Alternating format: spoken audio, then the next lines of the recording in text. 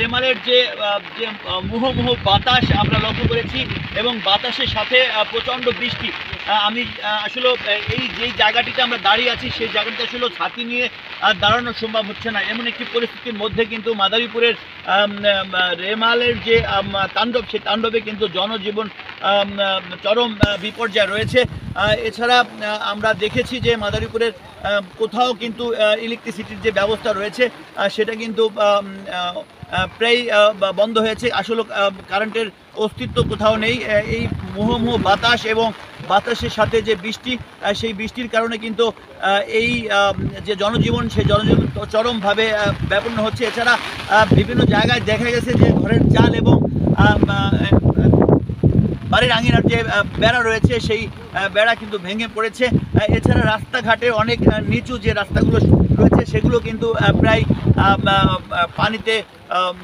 পানির নিচে রয়েছে। মাদারীপুরের যে আড়িয়াল খাঁ নদের পারে এই মুহূর্তে আমরা আছি, সেখানে কিন্তু বাতাসের অস্তিত্ব লক্ষ্য করার মতো। এবং আরেকটি বিষয় সেটা হলো পানির যে উচ্চতা, সেটি কিন্তু প্রায় 7 ফিট 8 ফিট বা 10 ফিট কিন্তু বৃদ্ধি পেয়েছে। আমরা যদি একটু দেখাতে চাই যে আড়িয়াল খাঁ নদীর যে পানির অবস্থা, সেটি কিন্তু স্বাভাবিক ঢেউ না থাকলেও তবে পানি বৃদ্ধি পেয়েছে। এবং একটু কথা বলবো, এখানে যারা রয়েছেন তারা এই নদীর পাড়ে বসবাস করছেন, তাদের সাথে একটু কথা বলবো।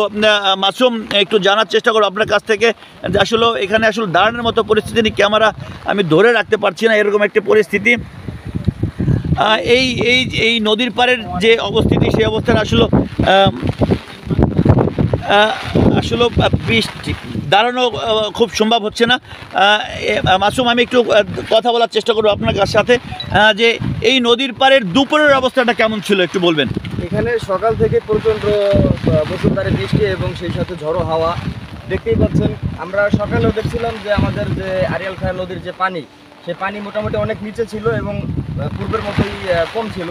হঠাৎ করে আমরা বিকেলে এসে দেখলাম যে পানি প্রচুর আকারে বৃদ্ধি পাইছে।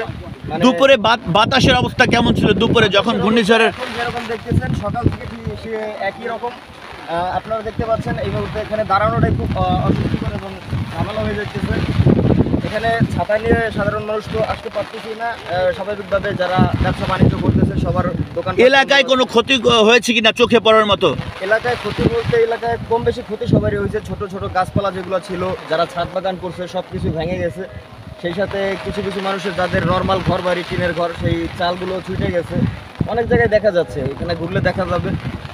কথা বলছিলাম এখানে নদীর পাড়ে থাকা একজনের সাথে। এই ঘূর্ণিঝড় রেমালের যে তাণ্ডব, সেই তাণ্ডব যদিও এই এলাকাতে চোখে পড়ার মতো ওইভাবে লক্ষ্য করা যায়নি, তবে অনেকের বাড়িঘর এবং বাড়িঘরের যে টিনের বেড়া রয়েছে সেই টিনের বেড়াগুলো কিন্তু ভেঙে পড়েছে। এবং গাছপালা যেই সমস্ত সড়কের পাশে গাছপালাগুলো বেশি, সেগুলো কিন্তু ভেঙে পড়েছে। এবং জেলার শহরের গ্রাম অঞ্চলগুলোতে কিন্তু এই ঘূর্ণিঝড় রেমালের তাণ্ডব চোখে পড়ার মতো ছিল। রাস্তাঘাটে বাঁশঝাড় এবং গাছপালা কিন্তু ভেঙে পড়েছে, অনেক জায়গাতেই লক্ষ্য করেছি।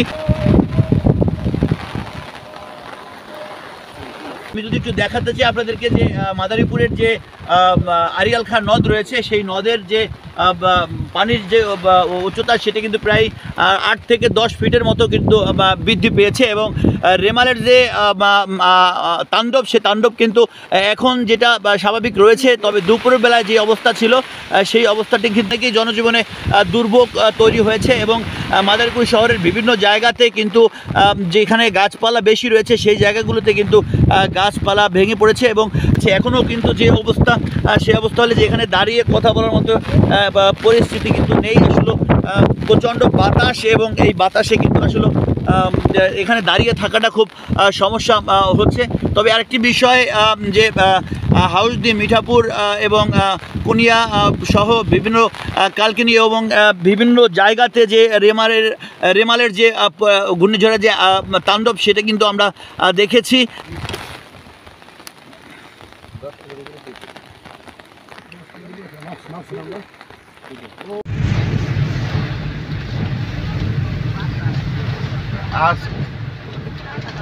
আজকে দুপুর হয়েছে ঝড়, মানে আমরা যখন গাড়িটা উড়াই তখন হলো গেছে ঝড়। যাওয়ার সময় রাস্তা মানে ক্লিয়ার, আওয়ার সময় এখানে গাছ পড়ে রয়েছে, এখানে এটা পড়ে রয়েছে, এত জ্বর হয়েছে। গাছ গাছ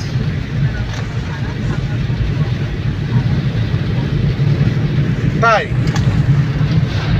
বুঝছি, কঠিন অবস্থা। কেউ আহত হয়েছে নাকি? জ্বরে কারো সমস্যা হয়েছে বোধহয়, যে অ্যাম্বুলেন্স যেতেছে।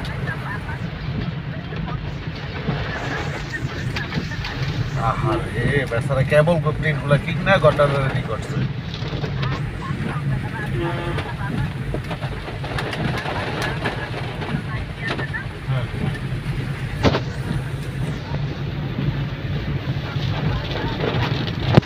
মাওরো ফ্লাওয়ার শপ মিলানো ইত্যাদি এখানে সকল প্রকার ফুল সুলভ মূল্যে পাইকারি বিক্রি করা হয়।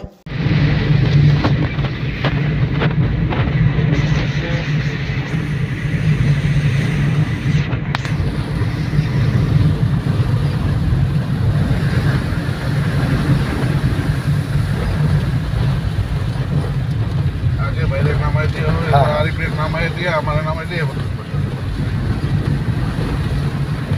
এই বড় ভাই হ্যাঁ, কোন বাসা? এই বাগের পাশ। আচ্ছা, আপনার ক্ষেত্রে তো আবার ঠিক এটাই কোন পাশে?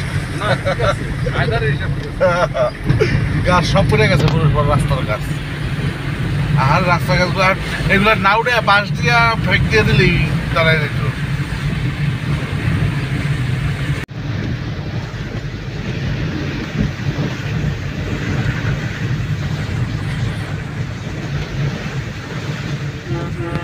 হ্যালো,